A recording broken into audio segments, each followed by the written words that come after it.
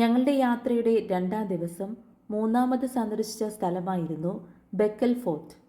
കാസർഗോഡ് ജില്ലയിൽ സ്ഥിതി ചെയ്യുന്ന കേരളത്തിലെ ഏറ്റവും വലിയ കോട്ടയും ഏഷ്യ വൻകരയിലെ ഒരു പ്രധാന കോട്ടയുമാണ് ബെക്കൽ കോട്ട.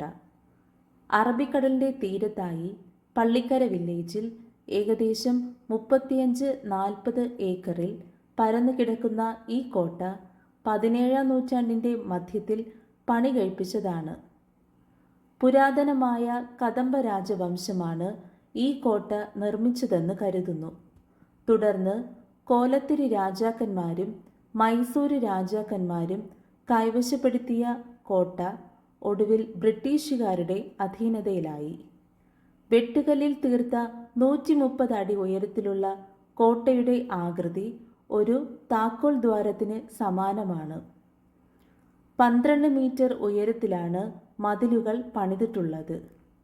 ഏതാനും നൂറ്റാണ്ടുകൾ മുമ്പ് വരെ വലിയ പീരങ്കികൾ ഘടിപ്പിച്ചിരുന്ന നിരീക്ഷണ ഗോപുരങ്ങളും പടവുകളോടുകൂടിയ ജലസംഭരണിയും തെക്കുഭാഗത്തേക്ക് തുറക്കുന്ന തുരങ്കവുമാണ് കോട്ടയിൽ ഇപ്പോഴും ശേഷിക്കുന്ന വിസ്മയകരമായ നിർമ്മിതികൾ. കാഴ്ചയിലെ പ്രൗഢിക്കൊപ്പം മാറി മാറി വന്ന ഓരോ അധികാരികളും ഒരുക്കിയ പ്രതിരോധ സൗകര്യങ്ങൾ കൂടിയാണ് കോട്ടയെ കാലാകാലങ്ങളിൽ ആകർഷണ കേന്ദ്രമായി നിലനിർത്തിയത്. കോട്ടയ്ക്ക് സമീപം ഒരു ഹനുമാൻ ക്ഷേത്രവും ടിപ്പു സുൽത്താൻ നിർമ്മിച്ചതെന്ന് കരുതുന്ന ഒരു പള്ളിയുമുണ്ട്. കോട്ടയിൽ നിന്ന് 1 കിലോമീറ്ററേ ഉള്ളൂ ബേക്കൽ കടൽ തീരത്തേക്ക്.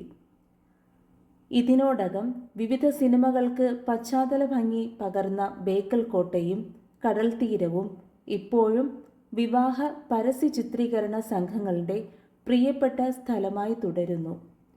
ജില്ലയിൽ അവശേഷിക്കുന്ന പുരാതന കോട്ടകളിൽ ഏറ്റവും വലുതും ഉചിതമായി സംരക്ഷിക്കപ്പെടുന്നതുമായ ബേക്കൽ കോട്ടയുടെ സംരക്ഷണ ചുമതല കേന്ദ്ര പുരാവസ്തു വകുപ്പിനാണ്.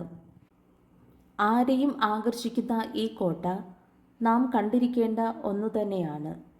ഇവിടുത്തെ സന്ദർശന സമയം എല്ലാ ദിവസവും രാവിലെ 8 മണി മുതൽ വൈകുന്നേരം 6 മണി വരെയാണ്.